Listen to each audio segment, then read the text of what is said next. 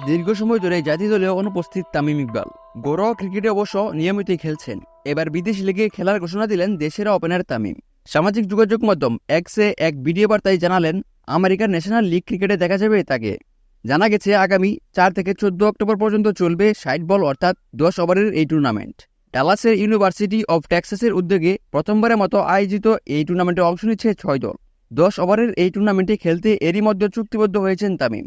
টুর্নামেন্টের official x অ্যাকাউন্টে প্রকাশিত ভিডিও বার্তায় তামিম জানান, আগামী 4 থেকে 14 অক্টোবর পর্যন্ত ডালাসে অনুষ্ঠিত হতে যাওয়া আমেরিকার ন্যাশনাল লিগ ক্রিকেটে আমি অংশ নিচ্ছি।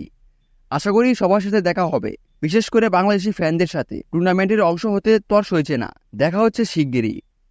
শুধু তামিম নন, আমেরিকার এই লিগে খেলার কথা রয়েছে সাকিব আল হাসানেরও।